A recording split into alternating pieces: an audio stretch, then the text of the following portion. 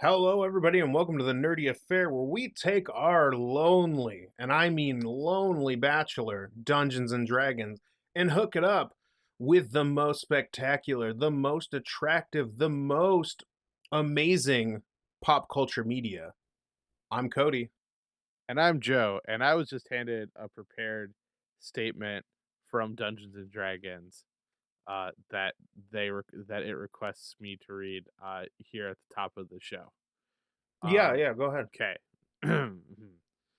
Dungeons and Dragons would like to say that while it is going on a lot of dates, it is by no means lonely, oh so lonely. Dungeons and Dragons is cool now after such celebrities like Vin Diesel and Joe Manganiello and other cool people have been playing Dungeons and Dragons. My I'm gonna repu leave that in. I want people to remember that moment forever. That he was gonna be Deathstroke in the Ben Affleck Batman movie that was never made. Sure, Um, yeah, he was in the Mike movies um but yeah, yeah. he was what? No. I agree. I was trying to remember myself something else that he was in, Yeah, right? but Yeah. I'm having a brain moment. Like I I can see the scene on TV, but maybe if I remember this, I will bring it up next time. this is gonna drive Probably me will be lost to batty time. because Mm-hmm. I always get him and the dude who played Crossbones from like Captain America confused. Um Oh, yeah. because they are both similarly like square-shouldered, square-jawed Italian men with Those big dudes. yeah, with like similarly like slicked back, like kind of greasy hair. And I can say that because I am also Italian. And if I don't take a shower for a day, it looks like I poured a bottle of olive oil on my head. Nice. That's Yeah. good. That's nice. But yeah, I always get those two guys confused. But anyway, hey Cody, how have you been? What nerdy stuff have you been up to as of late? Nerdy stuff. Well, I have been playing my usual Destiny 2. Hmm. I'm a little bummed because the expansion got pushed back to November, which cuts into my cyberpunk time, which is awful. Um, and I'm going to be streaming the crap out of that when it comes out. Uh-huh. Actually really excited for the early access of Baldur's Gate 3. Ooh. Yeah, there's an announcement for that coming out the 18th that will date this episode. Have you watched any of the stuff from Oh, that? yeah. My It's so funny. That developer, they created Divinity and Divinity 2, uh-huh. which are amazing games. If you're looking for like a turn-based RPG set in like a fantasy world, like that one's super cool. It's super fun, and they always are about like different ways to do the same problem. Like it's like here's a puzzle, but there's like 16 different ways to do it, and it's like it's so cool, and you can like there's so much customization in their games already that like putting that in the Dungeons and Dragons 5th edition like rule set and putting it in Baldur's Gate is like oh like if there was a company that Wizards of the Coast was going to trust to make this, they are the ones, and I'm brain farting on the company that's working on it. Yeah. So, Do you know the wildest thing about that company? hmm, According to my friend, I could be wrong about this. They started by doing like education games. Like like huh, learn about the solar system or whatever. And apparently the guy was just like a huge role-playing games like Dungeons and Dragons fan. And like he took all of the money he earned from his like I think they're like Danish or something. Like he took all of the money from that company and just like funneled it into like making really solid computer role playing games. Um so yeah, my computer will not be able to play it because my computer will look at it and be like, "That's scary." Um, there's too many graphics. Um, Belgium Belgium, is okay. where they're from. And yeah, they I did not know that about the education games, but yeah, they Larian Studios is show basically has a very lofty task of creating a game that surpasses Baldur's Gate 2, which is an old game, but to a lot of people is like a classic. So I think they're making a smart move on this point by making it an early access game where like they can gain a lot of feedback Sure. so that it does become that. Because I know like for a lot of those like AAA companies, you either do that like I totally ignore the audience that I'm playing to and don't do any of the things they expect or want or Mhm. whatever, or it's like everyone's so divisive about what they want out of the game that it just is kind of a mess when you try to listen to the audience. Sure. I'm looking at a few games and like wagging my finger at them cuz like there are some games that are just like that. Mhm. But I think and for at least from like all the social media and like their videos that they're creating, like they just seem like a really down to earth, like they're just so happy to be making Baldur's Gate 3 that they're just like the main guy, and you know uh can't think of his name off the top of my head, my apologies. um I think he was the one that was demoing the game, and he's just like so happy to just be like, oh, and then I can do this and like he's just so excited to be, and like I think that's what you Yeah. need. You need to be excited about the game that you're building because you're going to be building it for a really long time, and people have so much expectations for it. Yeah, for sure. I like that the dice appear on screen. I Like, do too. That's a that's really cool like it's a neat little nerdy thing. Because yeah, it's going to go on. I feel okay. I feel like, and correct me if I'm wrong here. It's like I feel like one of the things is as the role as I mentioned, like as role playing games have become like more popular and more like, not something you have to like hide or lie about. Like I don't play Dungeons and Dragons. Like now there's enough people who are like, yeah, I play Dungeons and Dragons. That like, there are more people. It's like I feel like it's cool that there are game companies who are now trying to like replicate the feel of like sitting at a table and playing it. So it's like, yeah, like the dice roll across the screen and like your mini like this mini is like moving, like it's like articulated movement, and the map is like super duper fancy and detailed in like a way that like you're not just going to be able to do on like a whiteboard or whatever, but like it still seems like it is replicating the feel of like actually sitting around a table, which is pretty neat. Oh, 100%. I'm just, yeah, I think this might be the closest we're going to get to like what it would be like to play Dungeons and Dragons like a or like just a fantasy tabletop role playing game with like a computer involved.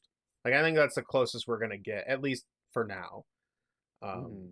which is really exciting. I know there's a really cool video out there of someone did some custom Divinity 2, like there's like a GM mode where like if you know the tools of Divinity 2, you can create your own adventure like using the assets from that game.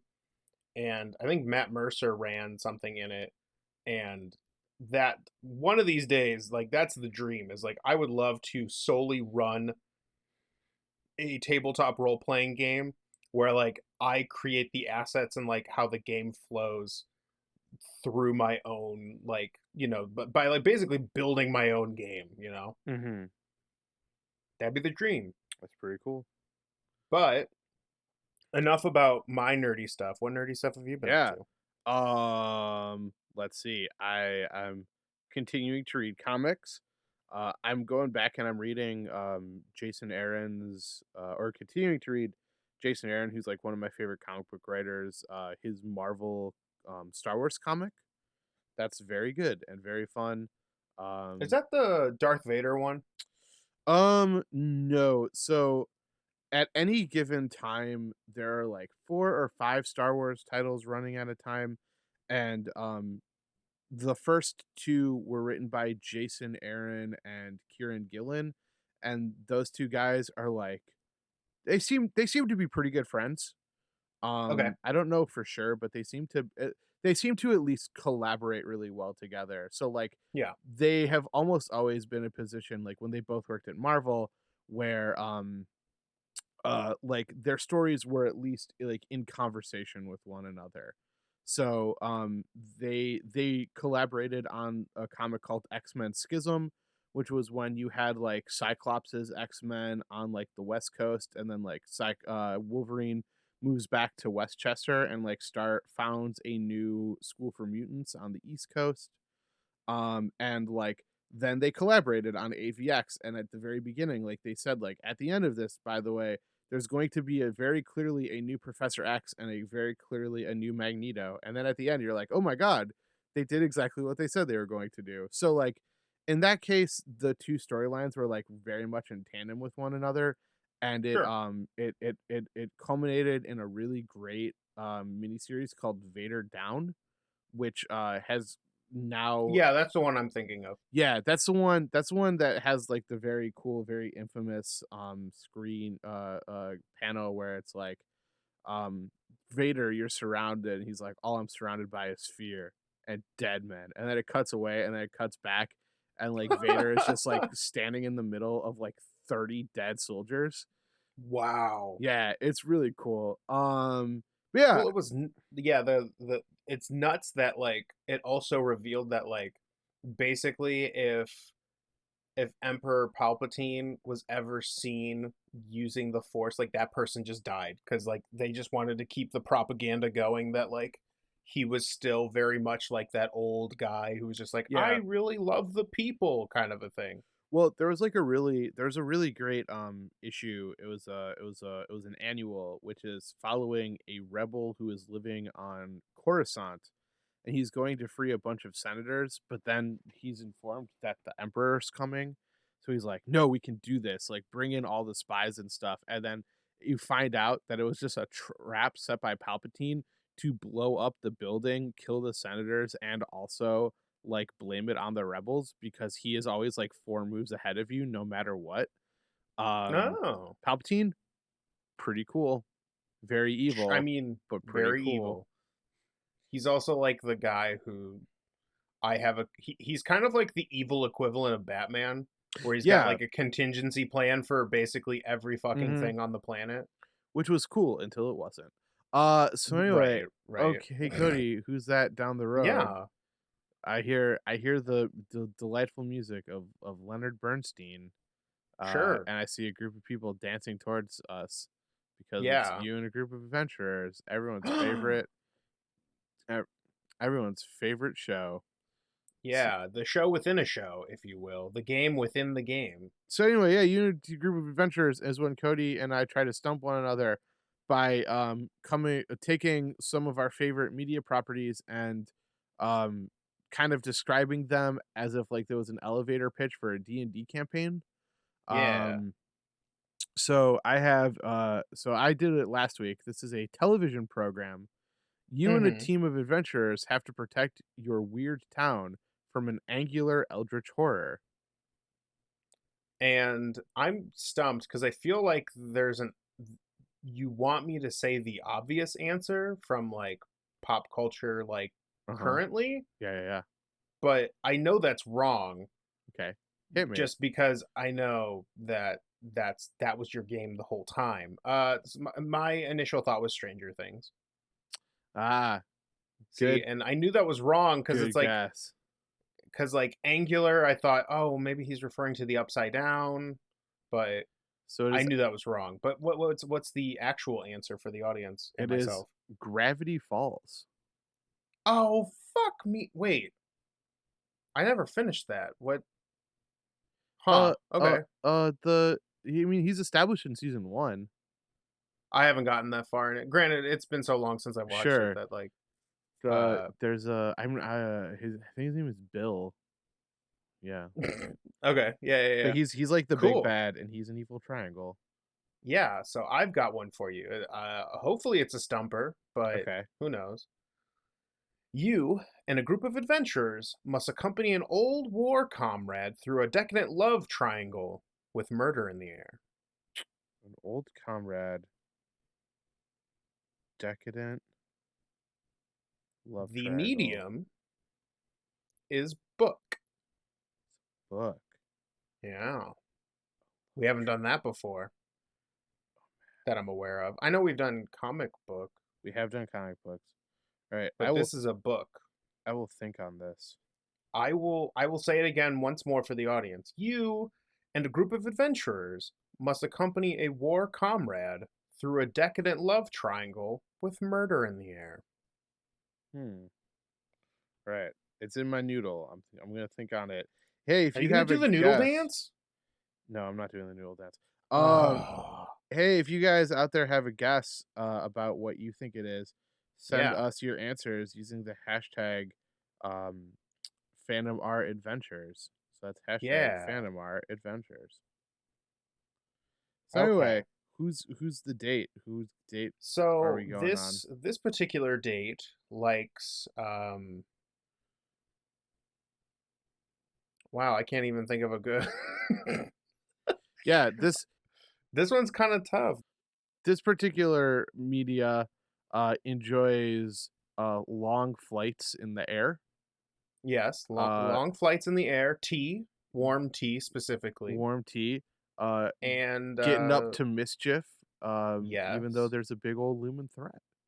Yeah, we're talking about Avatar: The Last Airbender, or what's the name of like the series as a whole? Um, Is it just Avatar: so it's Avatar: The Last Airbender, and then there was Avatar: The Legend of Korra. The Legend of Korra, I right? don't know if there's necessarily like I think it's just the Avatar universe. Sure. Because Yeah, there's also been like comic books and things like that that like bridge the gap, and then also talk about like Korra gets into like a little bit of the wider mythology of like what is the Avatar and things like that. sure. Um, in to mixed success, I would think. I would say I liked I Korra. wouldn't know. I didn't watch Legend of Korra because it was still at a point where it was only on Nickelodeon. Sure. Like you could only find like when I was interested in watching it, and I was like, I'm not gonna get cable just so that I can like potentially gather that stuff, and I'm not gonna like go all out for like I I loved the Avatar: The Last Yeah. Airbender. So I was really excited when you suggested that we should do this, There was and I could There was like go a on. the I think the biggest thing with Korra, there were two major problems in my mind, which Sure. was that every season had its own big bad. Okay. So you didn't necessarily have that It was a narrative little driving more momentum. episodic. Yeah. And then especially in season 2, like there is a very low period where like they basically sold it off to like the cheapest advertising or animation studio possible, and like Sure. you don't think you would notice, but you start noticing that like no character is blinking ever. um Oh, that's weird. and like It's like yeah, it got a it's little like a weird. horror movie shit. I will say though, like there were some moments that were like, astonishing. Like the end of season 3 was really cool. I think it's worth a watch. I liked Avatar as a whole, like the last better as a whole. But And yeah, what's great is that at least Avatar: The Last Airbender, I'm not sure about Legend of Korra, is that it's on Netflix. So if you have a Netflix account, you can actually watch it, it is on Netflix. That is which is true. really nice. Yeah, I think So Core's on I something, but I don't know what it is. yeah, I kind of wanted to start with a talking like I think the biggest talking point of turning Avatar: The Last Airbender into like a night or a campaign at your tabletop role playing game night. Hmm. And that big topic is the Avatar. Yeah, hit me. So, the big question, I know everyone's thinking it, whether it's a one shot or a campaign, who is the Avatar? Yeah, On one hand, making them an NPC feels kind of like a GM NPC who's kind of stealing the spotlight, and it really just kind of becomes the game master playing with the game master, and the other players are just along for the ride. On the other hand, making one of the players the avatar poses some potentially awful power dynamics in your game, such 100%. as why do they get to be the avatar and not me? when do I get to be important in this game, et cetera, et cetera. And it just kind of it spirals out of control when one of your characters is basically like, I'm the thing that saves the planet or whatever. Sure. And I think both suck, if I'm being honest. Like Mhm. doing either of those kind of sucks. So I had an idea, Okay. right? What if we played in the Avatar universe way after or perhaps before the two shows Mhm. where the Avatar simply doesn't exist? Yeah. You Um you could very easily set it in that 100-year period where Aang is stuck in the ice. yeah, like what if the moral of the one shot or the story, the collective campaign is that you, the players, need to be your own hope for peace and prosperity in the world instead of hoping that somebody shows up. Hmm. Um, I think there are a few ways you can tell the story where like the Avatar bloodline has been vanquished or lost in some magical slash spiritual way, and now there's not an individual who can hold together peace. Mhm. I think there's a neat idea where like, what if the Avatar was essentially the party, Mm. and over time, like the Avatar's gone, right? Like, let's say this is like thousands and thousands of years in the future, and for some reason that the reincarnation cycle has been blocked, Yeah. and people are like talking about, oh, there's the Avatar, and but the Avatar is just the name of your group because you're all like a very well-rounded experienced group of various benders and whatnot, and like you embody the Avatar by being the party, right? Because like the Sure. party is usually like just super overpowered compared to the rest of the game. Mhm. So in short, I think you play in the world of the Avatar, but you don't use the Avatar. Maybe in some like maybe it's something at the end of the game, or maybe it's like something in a prequel or something, but like I think you should omit it for the sake of everyone having fun. Yeah.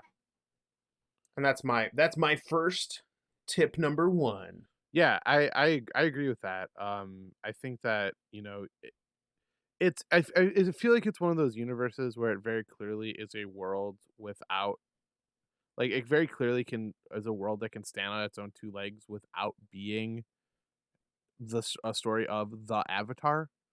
Right, right. So I think, yeah, I like the idea too of even just like, they show up at the end. They're like, they show up at the end after you've defeated, like whatever, and then they pop up and they're like, they do some cool avatar shit, and they're like, hey, thanks for the help, and then they like, blast off to the moon or whatever. Okay, so Right. my first thought is, so I know what everyone's thinking. Hey, Right. hey, dummy. Yeah, it's been a problem since the incident happened. Right, Um, right. um, the hey, the incident where I can read you minds slipped now. on several banana peels and now you can read minds. So everyone's thinking right now, it's like, hey, dummies, Dungeons and Dragons already has an avatar subclass, you fools. Uh-huh. And I was like, first off, that hurts my feelings. Don't do that. Yeah, first off, you came on a little strong. We need to pull back. So yeah, but I mean, they're not so like, I one of the reasons I was hesitant to pitch this one is that it's like, yeah, like oh hey, there's the way of the four elements, like Sure, which is boom. kind of Wizards of the Coast version of the Avatar, if I'm being honest. I will argue that it sucks, and I would agree with you, but go on. and is not so. The thing is, I would put monks on a very similar footing as, I would say, like, rangers, if that makes sense to you. I disagree with that, but I'll go on. Well, I mean, I guess in just the sense that it's like it is a more martial forward class where they throw you some things to give you feats of superhuman strength. Sure. But the design is that it's like, yeah, like you're spending most of your time like punching, and then sometimes you'll spend key, which like works like a spell slot, um, Sure. to like do fury of blows or like a super kick or whatever. So the way the four elements, like to do simple spells, like costs you 3 key points, and at Okay. level 5 you get like basically a key point per level, right? Yeah, So you can effectively like do a cool bending thing like arguably once per like combat encounter, depending on how sure. you're like banking it or whatever. Um Right, right. so the thing is that it's like while the bending in Avatar is based on martial arts, they in fact consulted a martial arts master when developing the styles for bending. These characters are bending like all the time. This is something like, they're doing the stances to control the water or to control the earth that they're throwing around or things like that. Now, I'm not suggesting that like they're infinite, because in the show you see that characters do in fact get tired, um, or will like fail or things like that. Like there is a stress. This is not something you can do infinitely, but the idea is to create sort of like a threshold of key points um that vary. So I would argue it's like spell slots where it's like, there are some things that are a little bit easier, but there are some things that are a little bit harder. So like just to use Sure. water bending, for example, like Uh-huh. Katara and Aang can like basically do like a water whip, um, which doesn't seem all that taxing or complicated. But if you were to summon a fucking tsunami behind you, like that's when you're just gonna start burning key points a little bit higher. Um, but I think that it would also make sense to create sort of like a threshold for replenishing ki. So if Sure. you successfully bend, you roll it again, and then like if you roll, these are just rough numbers. You can do it at your table. You can as you like anything like above, let's say like a 15, you replenish, or you're not basically spending key points. Anything between 10 to 15, you retain a proportional amount, and then 10 or lower, you lose them, and then if you run out, then you can't bend anymore and you have to rely on your basic martial skills. So, Interesting. So you're suggesting that when you bend, there is a level of key that you can either maintain or potentially have as to be the benefit of using that over, say, stunning strike, which is arguably the best thing in the monk's kit, which makes yeah. sense because yeah, I can, like, let's say I chuck a boulder at somebody by like kicking it up in the air and punching it, like, yeah, sure, I could stun somebody, but I know I only have so many of those. Whereas, like, there's an element of chance to continue to punch rocks at people. Yeah, and I I think like the it. thing is it's like, these characters do get tired. They do Sure. like run out of steam eventually, but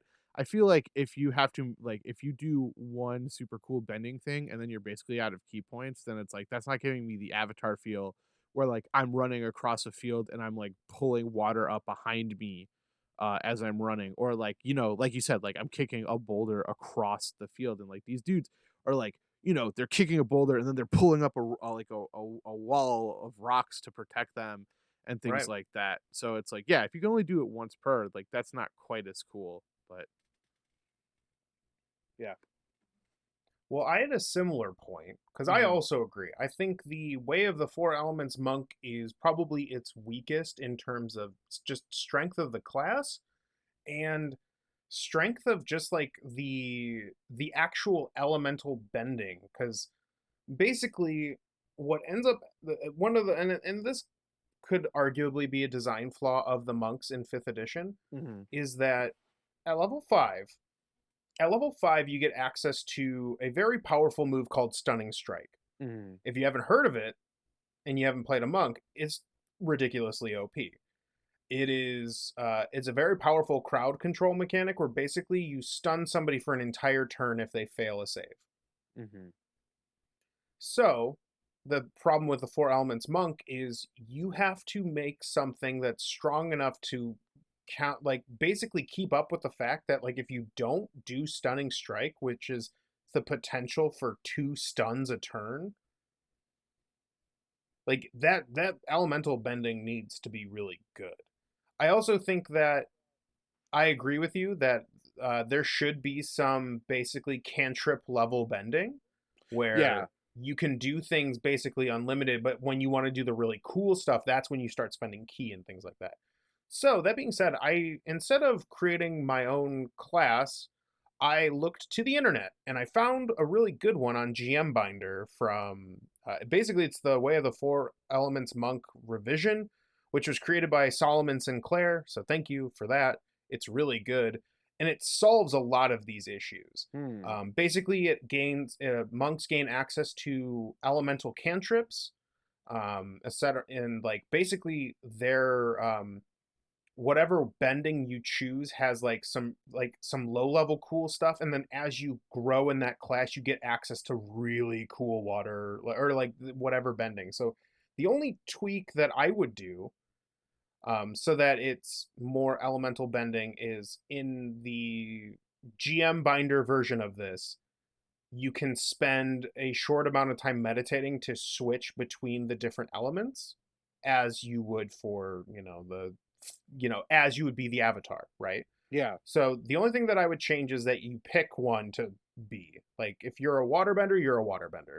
If you're an earthbender, you're an earthbender. That kind of stuff.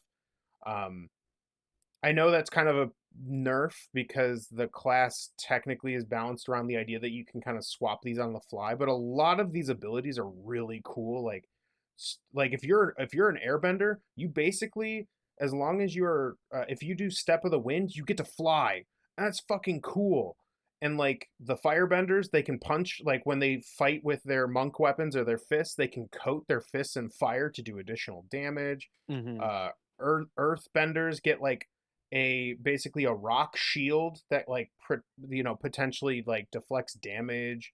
Like there's really cool stuff in there. And so in terms of like the different classes, like yeah, there's like going to be like fighters and rogues and stuff, but like if you want to play a bender, like I would choose this style of the monk, the Way of the Four Elements, and just limit what what basically element they're bending. And Yeah. that would be my tweak to that. Sure. I agree with that. Yeah, because I think like that's one of the things, um about the series that I think is so cool is that it's like um as you advance in it, like you kind of mentioned that, oh, it's not as cool like if everyone can't be the avatar, but I think the show does do a good job of presenting like higher level bending things. So it's like if you could potentially move your way up to blood bending as a waterbender, for instance, like that's might not be something that the avatar could potentially unlock because it's like they're kind of a jack of all trade, master of none situation. Um, so yeah, I agree. But my other big thing is the idea of the importance of having like strong cultures. Um Yeah, be absolutely. I mean, that's a big part of the show. Yeah, exactly. Because I think like one of the coolest things about Avatar is that they have built very strong, nuanced like nations and cultures and peoples and things like that. And so it's like, to the other cultures, the Fire Nation is this kind of like big monolithic evil.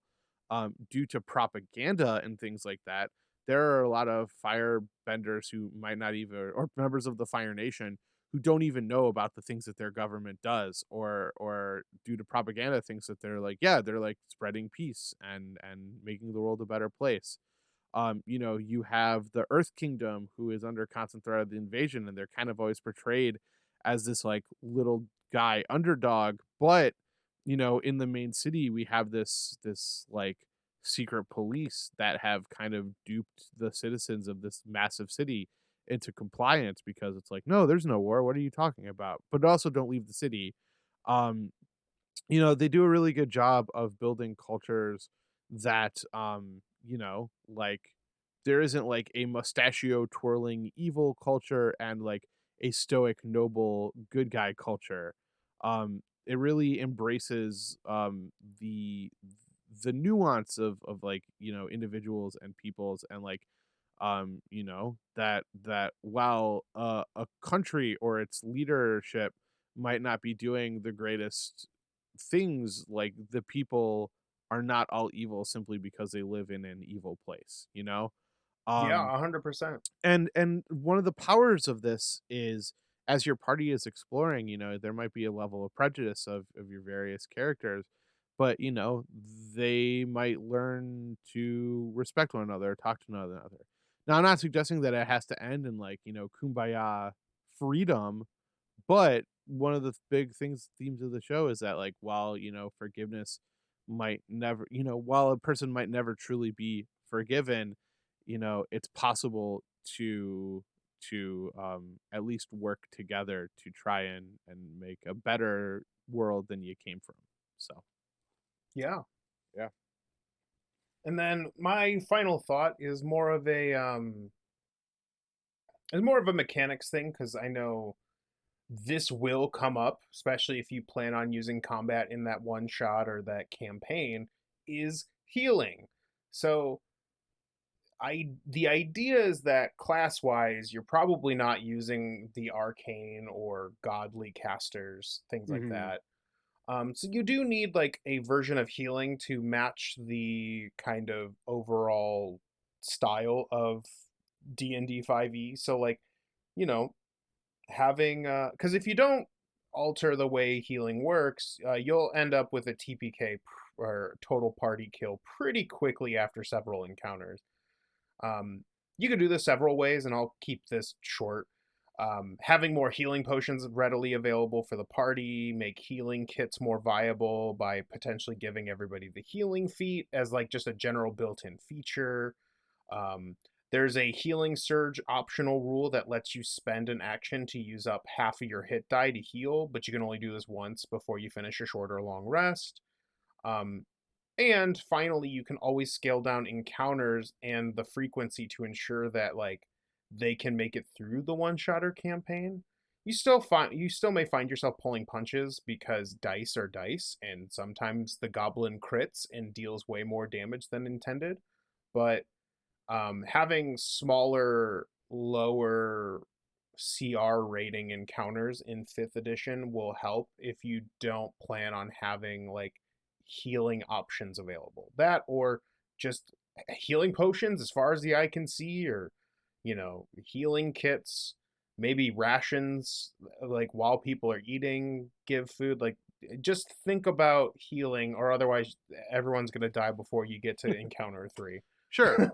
Also, something that you just said made me think of something. There is like a subclass of waterbenders that can heal. Sure. So, maybe make that a potential thing that you can throw to your waterbender. Um, Yeah. that it's like, you might burn one of the super cool things in this document that I'd be curious to peruse. Um, so, and maybe nothing crazy, like maybe it's just like healing word, but like you have to use a little bit of water to do it. Um, Right, right. but yeah, So but yeah, yeah, those are my tips to making a Avatar game night at your table. yeah, I agree. I think that the biggest thing is either as Cody said, finding a new thing or trying to figure out a way to make a key work a little bit better for you. Uh, but hey, Cody, if people Yeah. like this episode, oh hey, they're going off on the date. They seem very happy together. See you next week, Oh, Dungeons and nice. Dragons. Um, hey, Cody, if people like what they heard and they want to hear more, how can they hear more or learn more? Learn more. They can go to our website at www.fandomroulette.com, where all of our episodes go live as they go up, and there's a nice little description of all the different shows we're doing. So if you're like, man, I really like Nerdy Affair, I want to see what more they're doing, you can check out our other shows like Worldsmithing, where we world build stuff for your tabletop role playing games, or Lore Masters Investigation, where we talk about just the tabletop role playing game sphere and all of its different intricacies and things. You can find that at our website. And at the bottom, you can fill out a little form with just like your internet handle and then some information about what you'd like us to talk about on Nerdy Affair. Maybe there's a pop culture thing that we haven't thought about that you're like, man, I've been trying to do this for years, but I just can't think of a way to do it in a good way. Can't Uh, crack it. can't crack it? Well, we're on the case. All you got to do is go to our website. Hey, and if people want to listen to it, but they don't necessarily use the same podcasting app that you use, what are some places that you can direct them to find more episodes of the show? We are on a bunch of different places. We're on iTunes, Google Play, Spotify, YouTube, Stitcher, basically all of your RSS feeds. All you got to do is search Fandom Roulette.